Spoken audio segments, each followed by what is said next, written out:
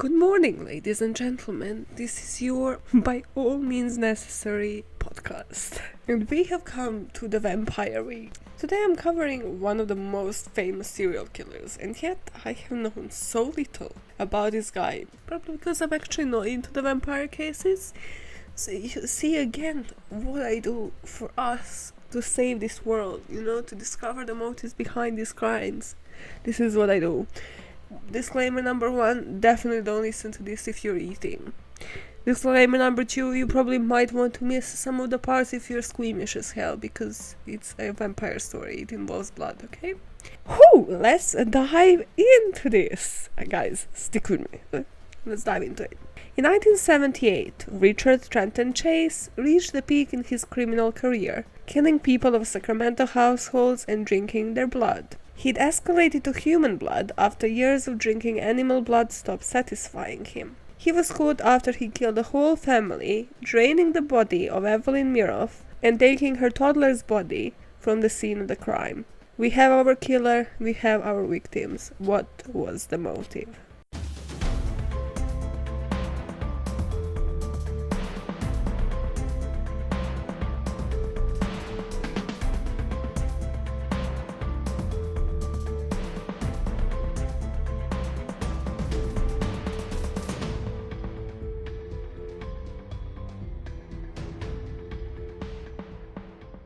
How have people discovered Richard Chase? Oh my god, okay. A quick summary of the build-up of his crimes, okay? So he had sort of a warm-up period, and then he really escalated. So his background involved a lot of, as I mentioned, drinking blood of animals, and then it sort of escalated to, just going into people's households and drinking their own blood and post-mortem. So he'd go into the house, shoot whoever was in his way, including the intended victim, which was always a female, and then he would desecrate their body and drain their blood. And by desecrating their body, he would he was a necrophiliac, so he would have sex with their body. He would desecrate it while having sex with them, and then he would usually collect their bodies in buckets and then do different things with it. So he does this with all of the victims, Teresa Wallen and Evelyn Miroff, but the victims that he killed and didn't necessarily desecrate or drink their blood, but were still the non-intended victims, were Ambrose Griffin, Daniel Meredith, and David Ferreira. He was discovered because he escalated to that point with the second victim, Evelyn Miroff. He actually killed the whole family. So he just walked into the house. Evelyn was actually at the time babysitting her nephew as well, so she had her child and she was babysitting a nephew. So he walks into the house, kills the family friend, Daniel Meredith, so he kills him because he's on the way. Younger son starts running away. He kills him as well. Then there was a toddler, which was, I think, less than 2 years old. He kills the toddler. He goes into the bath where Evelyn was and murders her, and then continues having sex with her dead body. And apparently people found a yogurt cup, so he was drinking her blood while he was stabbing her, while having sex with her. He was just drinking blood from the yogurt cup. But then he also drained her body of blood with buckets, went into that same tub where she was having a bath, filled it with blood, and apparently showered in it. This is not the worst part. Stay with me, okay? So, after he's done with doing this, he takes her 2-year-old toddler, the toddler's body with him. The husband, Evelyn's husband, comes back home. Just imagine this, he's following the bucket stains. So on the stairs to the bath and to the room, and finds his wife basically with her intestines out, yogurt cup there, complete mess of a room, doesn't know where his toddler is. The whole family has just been killed. So he reports it to the police, and now everybody's on high alert, obviously. There's a body there, they don't know if basically the toddler has been killed or if he just kidnapped him. While the police is looking for this, they get a call from a girl that used to go to high school with Richard Chase. So Richard actually approached her. Her name is Nancy Holden. He actually approached her weeks ago in front of a supermarket. She barely actually recognized him, so he just approached her and asked her if she was on a bike when Kurt died, and she's like, what is happening? Who is this person? And while like she's looking at him carefully, she realizes it is Richard Chase, the guy she went to high school with. So like his appearance has changed. He is looking really shabby, a lot skinnier than he looked like when he's younger. If you look up Richard Chase, by the way, he looks like you just need to feed a guy. He just like really those cheekbones that are like standing out. He looks creepy as shit. And he didn't when in his youth as well, so obviously it is like long hair now, like really kind of shabby, homeless-like look that he is giving off, and she was freaked out. But she notices, like, because obviously it is this disheveled look, but he's wearing an orange parka, so he actually stands out. So she manages to actually get into the car and get away from there. But then when the police is actually on the lookout for this guy, the witnesses report that he has been seen getting out of the house in an orange parka. So she gives police this info and gives them the name. And now when they look him up, like they find out his gun information. So they know it's the gun that like they found the bullets of on the screen. They find history of mental illness and everything that we are going to uncover in this story. So, they know where he lives. The police actually goes to his flat, and now it's like that thing where they kind of surround it and they're like knocking, you know. Hey Richard, you at home? Can you get the fuck out so we can, you know, get rid of you for a lifetime? He doesn't answer.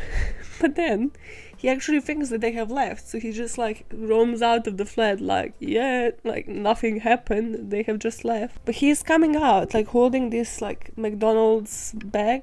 They arrest him, and in the bag, they find brain matter. Yep, didn't spoil that part of the story. He was eating toddler's brain. Do you remember when I said it will get more disgusting?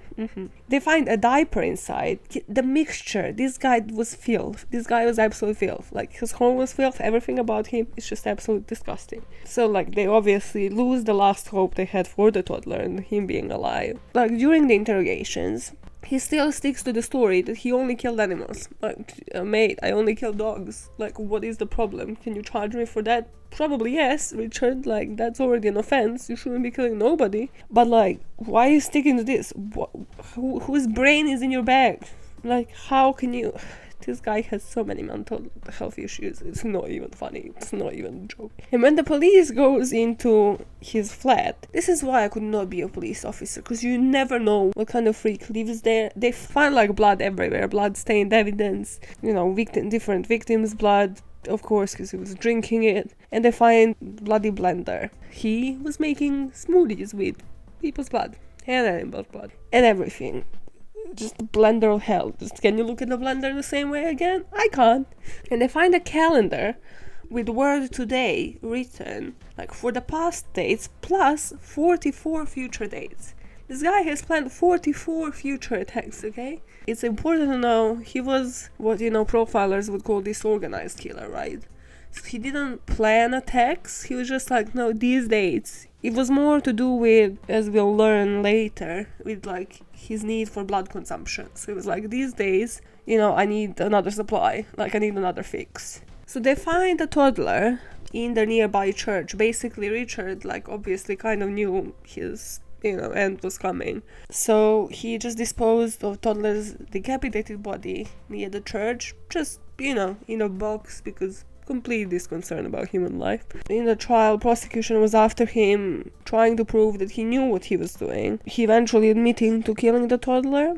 But in order to avoid a death penalty, the defense tried to have Chase found guilty of the second-degree murder, which would result in a life sentence. So the case actually hinged on his history of mental illness and the lack of planning in his crimes. So again, very disorganized, even with that today in his calendar. They kind of couldn't prove that he actually planned which victims, you know, the dates, more details on them. And they were giving, evidence that they were not premeditated. After the trial, Chase was sentenced to die in a gas chamber. And while waiting to die, he became like a feared presence in prison. People were like, don't mess with this guy. Don't mess. If he has a sharp object, he has any object nearby, do not mess with this kid. So like, including gang members. This kid was just so eerie and had such dead eyes that you would never mess with him. According to the prison guards and prison officials, other inmates often tried to convince him to commit suicide because they were too fearful to get close enough to him, like kill him themselves.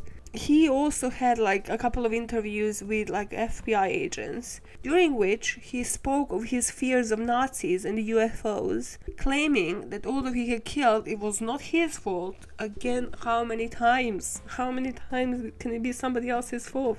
He had been forced to kill to keep himself alive. Again, what I was saying, it is more about the blood consumption, which he believed any person would do. Like, any person in my case would have done the same thing. No, Richard, some people might have just looked for help. So he asked this FBI officer to give him a radar gun with which he would apprehend the Nazi UFOs so that the Nazis could stand trial for the murders. Oh my days. This is not even like, oh, I'm applying guilt to somebody else. Okay, this is, again, this guy was a schizophrenic. He had mental illnesses. I am not making fun of other people in these situations, but it's just his delusions are slightly more nonsensical than others. It's Nazi UFOs, first of all, when have you collided those two worlds? But then, like, he wants to apprehend Nazi UFOs from prison to bring them to justice. It's not like I'm passing a guilt to somebody else. No, it's like I'm passing a guilt onto a specific group of people, and I will apprehend them myself because I'm the hero of the story. Then he also, so this is how it goes with Richard. It's like a very serious conspiracy theory, and then it goes into complete bollocks, like complete nonsensical. What the fuck am I hearing now? So then he asked the FBI agent, wrestler, for a large amount of macaroni and cheese, which he had been hoarding in his No. Then he hands him a large amount of macaroni and cheese, which he had been hoarding in his pants pockets, believing that the prison officials were in league with the Nazi and attempting to kill him. So what's macaroni and cheese going to do to you? Like, how is it going to help? Oh boy, just imagine, like, you're an FBI, like, you're trying to understand this human, and they just hand you macaroni and cheese, and they're talking about Nazi and UFOs, and you're like, you killed people. You ate a toddler's brain. How do I explain this to my supervisors? So of course, prison didn't actually agree with this guy. He couldn't sleep because in his real life he was a night owl, so he would just sleep during the day, then operate at night. So this didn't agree with him, and one day he was just found dead by a guard because he overdosed on the pills that he was given for the hallucinations. So, again, was justice really served? He would have had a death sentence regardless, in gas chamber. Out of all, it's kind of cynical because he was afraid of Nazi UFOs and he was to be committed to a gas chamber. I mean, it's only logical in his head. It's logical in my head if I think about it that way. I think the families would have been happier knowing that he is actually serving time rather than he overdosed and died and, cut his life short while he cut their loved ones' lives short. Let's briefly discuss details of his other crimes as well. One thing I think is actually crucial here that he admitted to the police officers once he investigated, was they asked him, like, how did you pick these victims?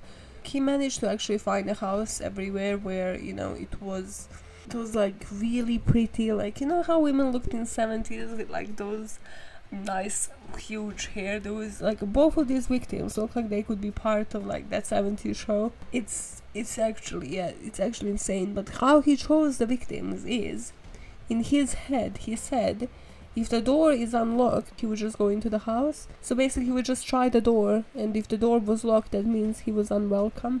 What I find so bizarre, like, is, remember Ted Bundy, and when people knew, hey, his type was brunettes, I think, everybody started dyeing their hair.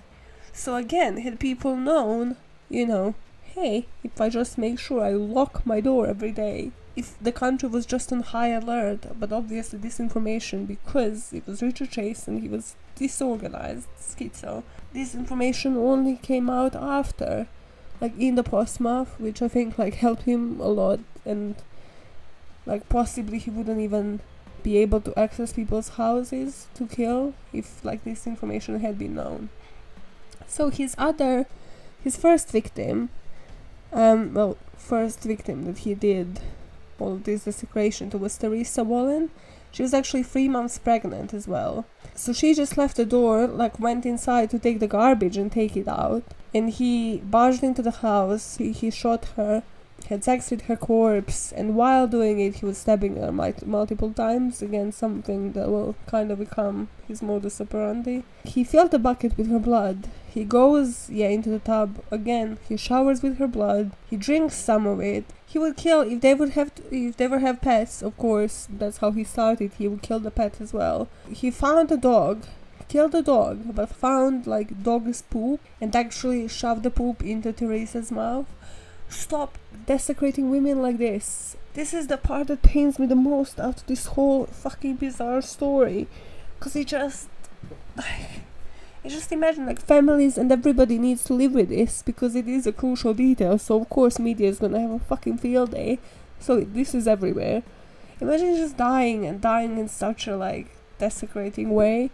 Like this guy, what he did, it's just, that's why, it's just hospitalize people, get them help. Like if they start behaving, like if they start showing these signs when they were a kid, man, nobody fucking deserves to die and like for their body to be desecrated like this. So like the website findagrave.com, so like her husband David Wallen, who later like had her cremated, because in that case, I mean, cremating is honestly the best way to go about it, and had her ashes scattered in the coastal town of Jenner, where like they love visiting and camping. What is that fucking story? Like, I hated this guy so much during this research. Not that I stopped hating him now, it's just I'm telling you this story so that it goes from my brain, okay?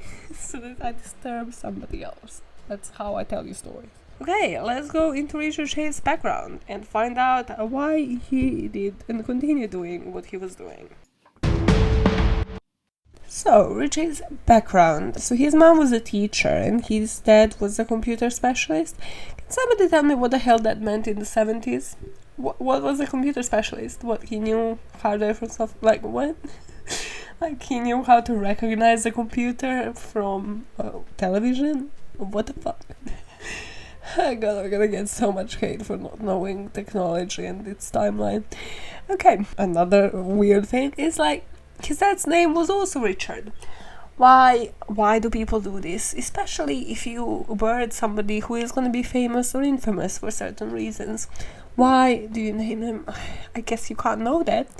But then, still, regardless, why name the child? How imaginative have you been during, having like 9 months of pregnancy, and you're like, no, they're gonna carry my name, because now I have to refer to one as Richard Senior and one Richard Junior. Nobody wanted this, okay? Richard Chase family, nobody wanted this. So he had like a pretty normal childhood, but then once his sister was born, Richard Senior struggled financially. See what I have to do? His wife Bert, she left him to discipline the kids. There were reports that he would shake them aggressively. Don't shake your kids. It's like, there is that like shaken head syndrome, because like if you shake your child when they're like really small, yes, it can affect them and the brain. Don't do it. So, as plenty of kids in the 70s, like there was some, neglect in this family as well. It was kind of like kids were left to do their own, but the parents were constantly fighting. This wasn't even 70s. Like 70s was when he was killing. His childhood was in the 50s. How was this guy a computer specialist in the 50s? Me not getting life. Anyways, please, somebody tell me. So obviously, like, a lot of blame here might fall onto the mom, because it is 50s, and then it was, supposed to be like on the mom to bring up the child and to do a good job of it. And then the dad was just there to bring the money and, just drink, I guess.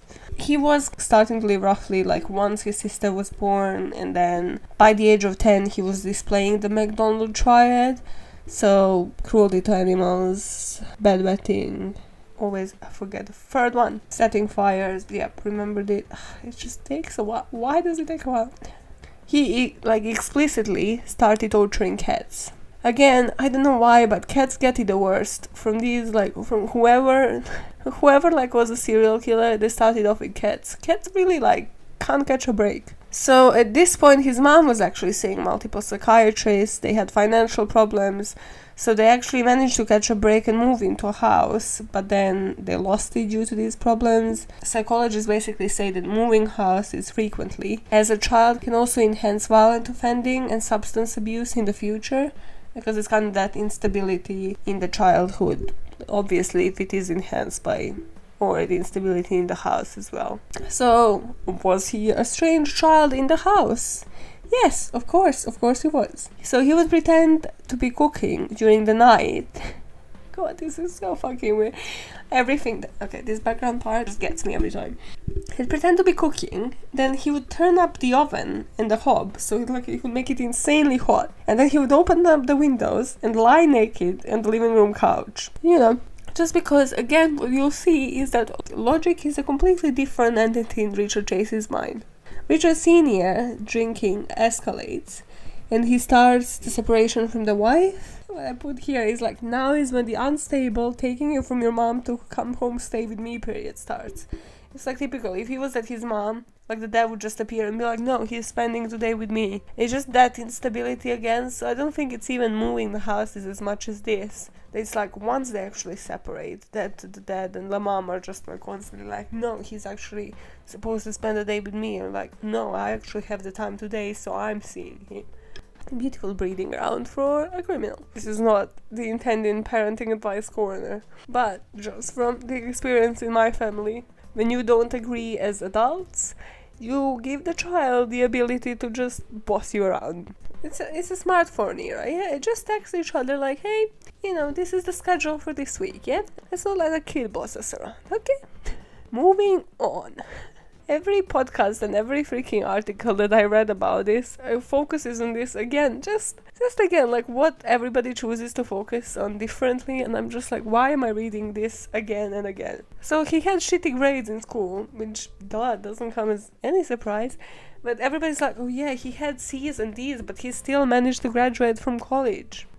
There's different ways to graduate from college, guys, If you are a Richard Chase and everybody's looking at you like a school weirdo, they want you to graduate. They want you to move the fuck on and never step your foot into the school again. So his teenagehood, he starts taking a lot of drugs because, again, this is where the story goes. And it's his teenagehood, like he dates a girl and she dumps him because he had erectile dysfunction, so he starts seeing a psychiatrist because of this.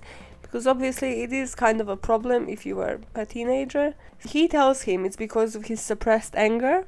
And, like in a typical, oh, you're not gonna tell me, what to do, he starts exploiting this suppressed anger. Right, again, onto animals, and then eventually escalates. Because it's not like you should be proving somebody right, no? This is also when he starts telling people somebody stole his pulmonary artery. This is gonna be coming on the reg. Every day, he's like, this is gonna become like a regular excuse. It's like, how you doing, Rich? Not too well. Somebody snuck up on me last night and stole my pulmonary artery. Just imagine if somebody just, came up to you, yeah, normal conversation, you're like, yeah, somebody just stole this part of my body, and like, fuck this day, why did I get up? Why did I go to work today? What was that all about? Okay, so he has C's and D's in high school, yeah? I think I said college, it's high school. He manages to pass it because, again, people want him to get the fuck out of there. When he goes to college, he was expelled from it because, again, he wasn't either turning up or just wasn't having the grades. And, yeah, at college, they kind of don't want to tolerate that shit. They're like, you're here by your own choice, get the fuck out. But he doesn't go back to live with his parents.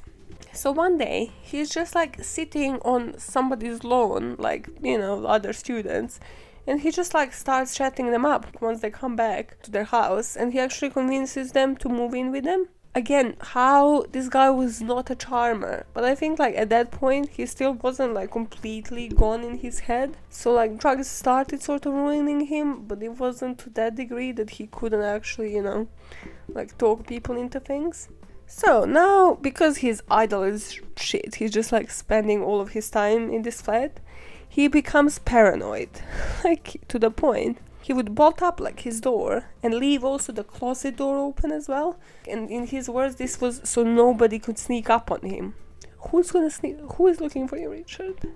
This is why this is sad, because this guy was so paranoid during this whole time, thinking that somebody's after him. Nobody's after you, Richard. They just want you to get help or like start behaving normally. He also starts taking oranges and squeezing them like squeezing his head in between the oranges, right? So that he would absorb vitamin C that way. Again, nobody told this child that you should just peel the oranges and fucking eat them. So this is also when he would like get naked and stare at him in the mirror to observe his bones, because he thought that his bones were separating. He was like, yeah, pulmonary artery is already gone, bones are separating, I need vitamin C. Come on, guys, you understand me, you feel me, relatable, yeah? I'm so relatable. So this is when you can see that it's the background of mental illness. His family and childhood were not stable at all. And his mom was seeing a psychiatrist as well, so probably like some mental illness in the family as well. Plus everything was just triply, was just quadrupling in intensity because of the drugs he was taking as well. The most bizarre part is, he's still like living with flatmates at this point. And they kind of were like, okay, Richard, you kind of need to leave. Like, this is just not normal. Like, we're trying to go into your room, we can't go into the room. Or if we go, you're just naked staring at yourself in the mirror, saying weird shit, squeezing fucking oranges against your head. Yeah, you gotta go. He's like, no, I'm not going. So they all leave. Because, again, that makes sense in a shared flat, I guess. Because he needs to pay. I don't know. Okay, so finally it's like, yeah, but I can't actually afford this, right? So he moves back in with his mom. By the way, he would during this period, was on and off. The timeline is kind of wobbly, because he would end up in jail multiple times, and then one of his parents would always bail him out. But after this, so this time now, when he moves in with his mom and mom bails him out of the jail, he actually would grow every time even more paranoid. Because he would think the police was poisoning him, so the police is actually trying to get to him again. So what if they have poisoned me there? When they interrogate him and gave me what? Again, it just becomes beyond everything you have heard. Okay, so this period, sort of again, teenagers, is when he actually escalates and starts capturing animals and eating them raw. So this is where the blender comes into the story for the squeamish ones. He would blend them with Coca-Cola in a blender. Gross. Just imagine the taste. What is guy for? Again, this is why this story is all based on mental illnesses. You actually need to think you are lacking something seriously to be blending blood with Coke. So this was done compulsively because he thought it will make his heart a normal size and it will help his bones to develop. Your bones are already developed. Again, if you just got B's in school and learned some biology. I don't know, I think this is again Eastern European stereotype. But my mom, even now, if I go at age of 27, she would make me drink a mug of milk in the morning and then in the evening, and I'm like, why is this necessary, mom? I mean, yeah, I'm tolerant to milk more than anybody I know, but and she'd be like, no, your bones are still developing. I'm pretty sure that has stopped, but okay, mom. So yeah, it's something like that, but completely different. Okay. So now he's moving back in with his parents, but his parents are still in the process of separating, so he's spending some time with his mom, some with his dad's. Again, this would not be fun for a teenager, even if everything was normal, but in this case nothing was normal, right? During this time where he's in between houses, he sexually assaults a woman at a party. So he starts groping her and stuff because he doesn't know how to talk to women. Never learned. And this time his dad bails him out of the jail. So basically he was at a party and then the police actually came to arrest him. And his gun slipped out of his jacket as well. So they were okay, so is this gun even registered? We kind of have to put you in custody for a night. His dad bails him out, and this is when they were okay, fuck this, let's change of environment. They sent him to live with his grandma. Again, if it was uncool to live with the parents, how is it going to be any better sending him to live with his grandma? So at his grandma's house, grandma is freaked out because he is talking to himself constantly, mostly during the night. And she also catches him doing a headstand every day. Explanation of this is that his blood needs to reach his head. So he's just they're chilling on his head in a headstand. That can't be healthy. Again, you can't do that for more than 10 minutes a day. That cannot be any healthy to do. He continued his vitamin C inducement habit. So this time he would, I don't know why, but he Probably because to leave the oranges around the head for a longer time, he would actually wrap his head into something. Just picture this, yeah? He's wrapping oranges around her head with like some freaking balaclava or some shit. You know, in a scarf. His grandma just coming home being like, oh my god, this needs to stop. What did I sign up for? So you might have noticed he's pretty much a hypochondriac by now. But he actually starts complaining about the head injuries, you know, about the pulmonary artery stuff, about everything. So like his paranoia kind of comes into like, hey, he's complaining that everything suddenly hurts. So he sees neurologists, he sees GPs, he's admitted to a hospital.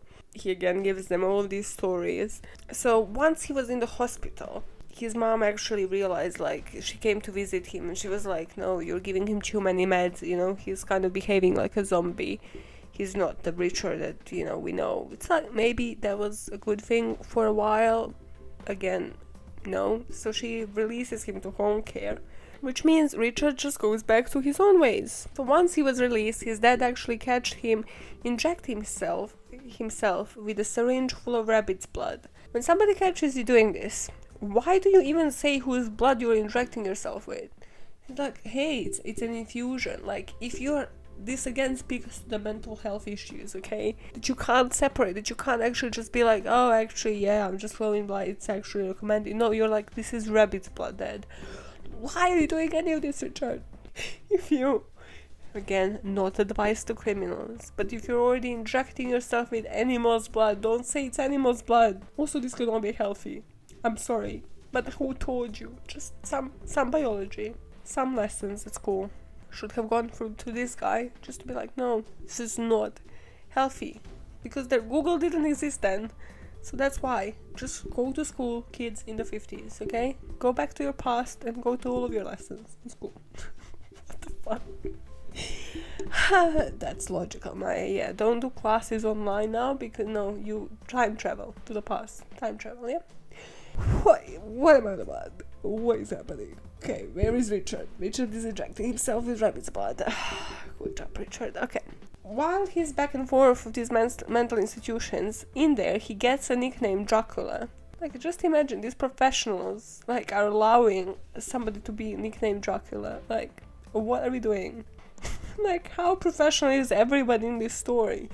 Like, to not notice. I mean, I hope that the medicine has developed so far that we can see red flags and red signs. So if somebody was to be hospitalized for something like this now, this wouldn't have happened, you know? He wouldn't have gained a nickname Dracula, and also he wouldn't have been just left out because his mom is like, yeah, home care, or, you know, just would have been hospitalized for a substantial amount of time until actually some professionals deduce a conclusion that he's cured and he's safe to be out on the street. So again, he is in a mental institution short periods of time, again until administrators tell him he's not a danger. Again, just letting somebody out. Great, round of applause. So he gets out. Now the parents are like, yeah, we can't let him live with us or the grandma, so they get him his own apartment. Again, how smart is this? You caught the guy inject himself with a fucking syringe. Fuck me. Okay, your choice. This is totally not gonna escalate in a second. My next line is, this is when the blood drinking escalates. You know it's a great story. This is a line in the freaking script. So he'd steal neighbors' pets, drink their blood, and then harass the neighbors. So he would just like ring them up. So this is the year obviously of no caller ID. So they were like, yeah, whoever the fuck is calling. Somebody just calling a landline, be like, hey, yeah, you know, remember your pet? And just like, they're obviously petrified. It's like, yeah, you know, I just drank their blood. You won't be able to find him. Richard, why was this necessary? He was also, during this time, obsessed with the pair of stranglers called Hillside Stranglers that were operating at the time. And he believed, yeah, he was part of this Nazi UFO conspiracy. The explanations for this just go from like, again, like conspiracies, and then I was doing this because this was necessary for me to punish myself. Like, stick to one or the other. They're completely two opposite worlds. Like, complete opposite. To him, drinking blood and eating organs, so he did this as part of the illusion that he needed to prevent Nazis from turning his blood into powder via poison they had planted beneath his soap dish. Are you following? I love how the logic of this was to drink blood, not to get rid of the soap dish or whatever, or move houses. What is it in every house? Is it like where the soap is? Then remove the soap. Figure out your toilet situation. When it comes to this, it just pains my head. Okay, put some oranges around it. No, not appropriate. The next paragraph of the story makes my blood boil. Richard, you wouldn't even like my blood, okay? If you were alive, you wouldn't like it boiled. You would like it cold and dead, okay? Again, not appropriate. But what the fuck is the next paragraph? The way that this escalates. The relationship with his mom just dissolves because, so he comes to visit her once. He goes into the house. He knocks her down with a dead cat in her face. He just like slams the dead cat's body into the face. Normal fucking visit. Then he proceeds to smear the cat's blood on his face. So he is on the ground, kneeling down, ripping the stomach of the cat open. So ripping the cat open with his bare hands. He is smearing the blood all over the face and screaming. And his mom just like calmly returns inside, shuts the door, doesn't report the incident to the police. Like, this is a completely normal day, it's just another Monday. What are we doing here, woman? When I read this, I was so pissed off. I was like, yo, yeah, if in my house, if I slam mom with my hand, get like a beating of a lifetime. Like, what do you mean? Like, she will fucking report me. Like, I've been jailed. Be like, no, bitch, this is unacceptable. You can't do this to your family. Like, what are we on about? So the mom was actually so fearful of him that like one time, like when he attacked her, she actually managed to like go through to 911. And he figured it out. He tried to snatch the phone out of her hands, but he figured out that she actually managed to get through to the police. So she ran and she just never pressed charges again. Richard just wins today. It's just another Monday. Just know, there were plenty of chances. What I'm trying to say, there were plenty of chances to hospitalize Richard Chase all over again and to proceed to this guy should remain hospitalized and try to get cured. Again, not blaming it on the parents here. But boy, if somebody slams a cat into your face, how does that not piss you off? There was this other occasion. This is all when it starts escalating. So he's harassing neighbors, eating their pets, drinking their blood. So there's this occasion where the police finds the abandoned car. And they look inside, it's the middle of the road. And there's a gun and there's cow's liver. Just on the passenger seat. And they're like, okay, this is fucking weird. But they're like, hey, we are familiar. And there's this guy in town who does this on the reg, yeah? He must be around. So they look, and in the field, Richard is just naked and covered in cow's blood. His defense is, please, Richard, what is happening? Yeah, please explain yourself. It's okay. The blood is mine. It's leaking out of my body. The most bizarre part out of this is that the police let him go.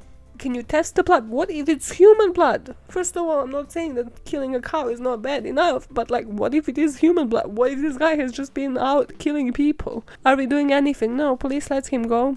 Because they don't know what to charge him with. It's killing animals is, not really a crime, but a heavy, discarded all of the other things that it could be. So his dad obviously again picks him up. It's okay, hey police officer, yeah, just another day in my life. And Richard is just oh, it's just a misunderstanding. He just, to his dad he says he spilled rabbit blood over his eye because again, rabbits are a habit that didn't escalate before. His dad is okay with him injecting himself with rabbit's blood, so that can work. And his family just moves on with their life nothing is going on. It's all great.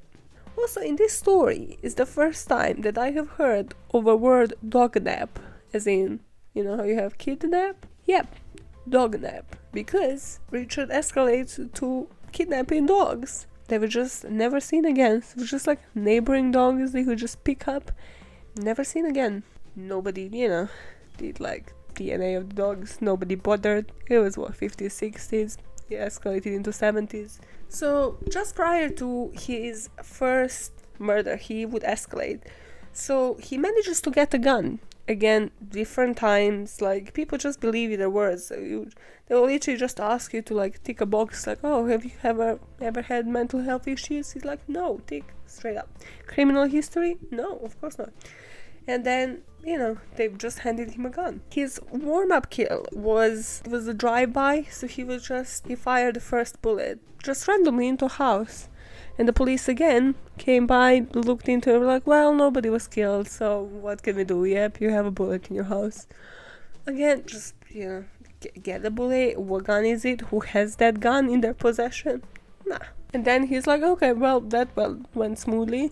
So, like, the next day, he actually goes another drive-by and he shoots Ambrose Griffin. Does anybody remember the song Drive-By by Train? I think it was a band. It was kind of like uni days. Well, my uni days. What's Train doing right now? Are they still recording music? Let me know, yeah? Completely inappropriate detail again of this story. So, after this, of course, didn't get caught. So, the next day, he is like starting his habit of coming up to houses if they're unlocked. He just takes that as a sign to come in. And as we know, then this just escalates because he gets taste for blood and murder. And he murders 2 women and completely desecrates their bodies. If you're still with me, still stuck with me, let's discuss the motives behind these guys' crimes.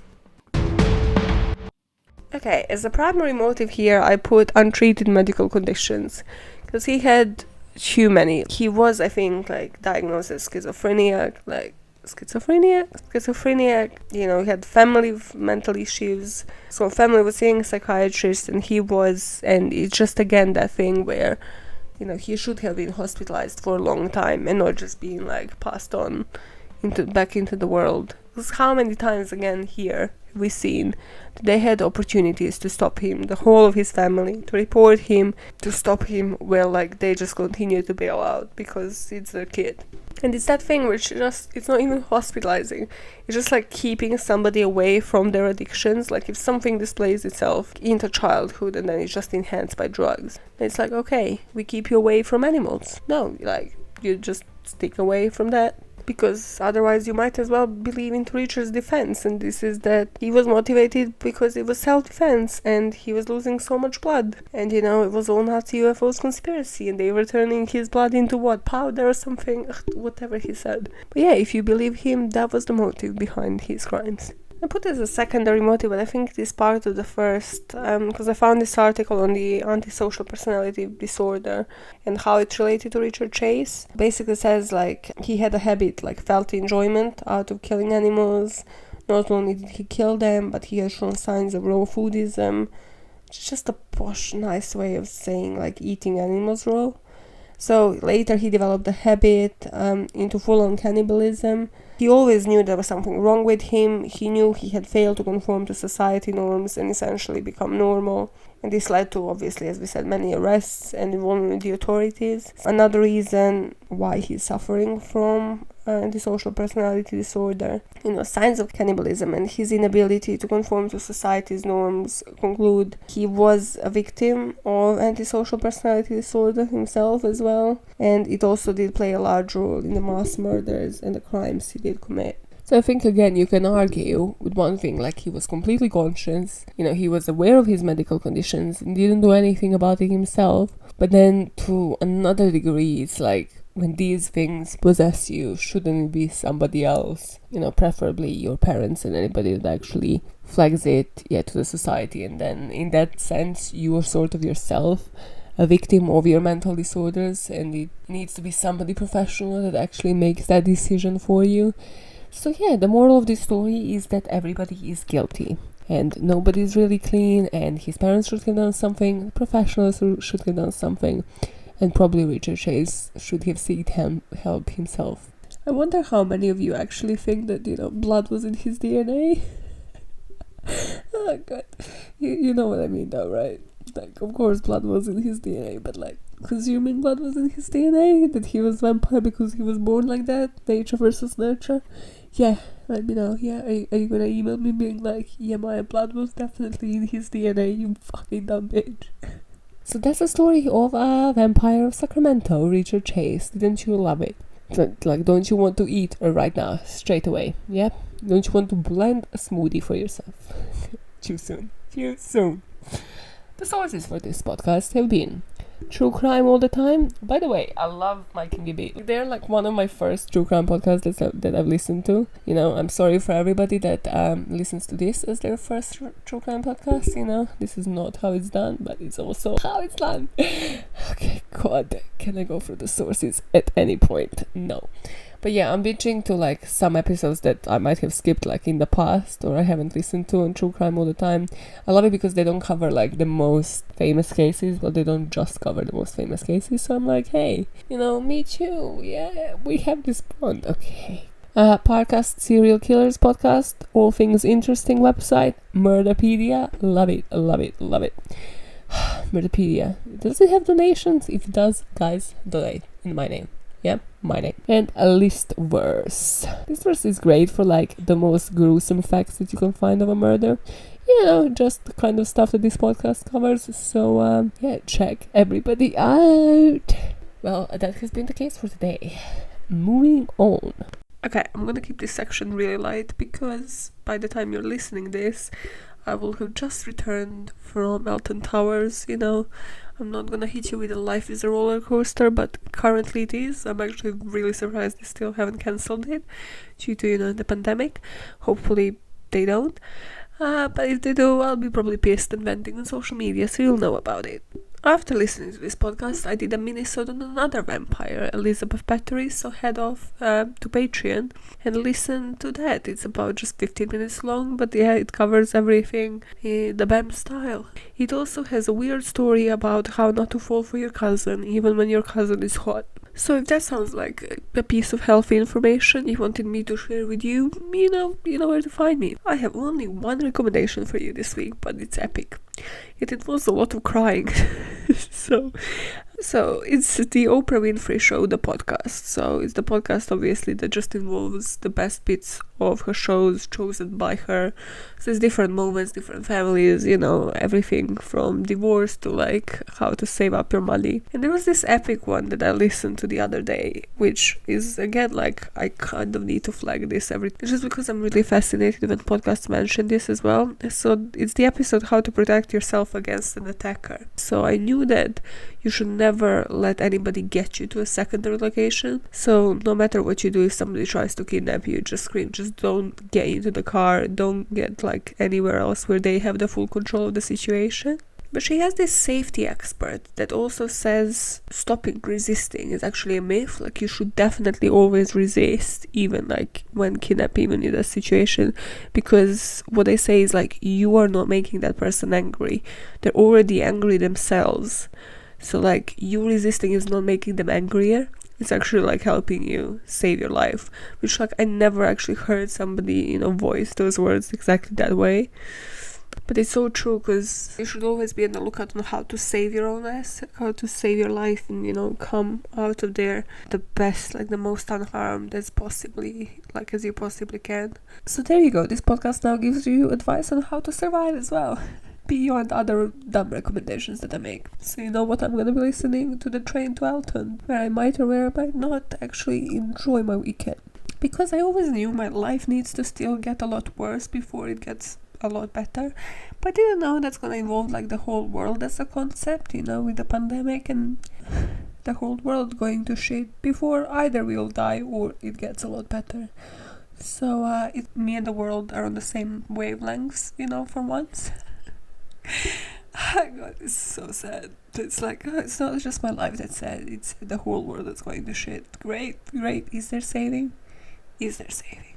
So, wow, what a note am I leaving you on this Monday? You're gonna go into the next meeting and be like, I can't deal with this.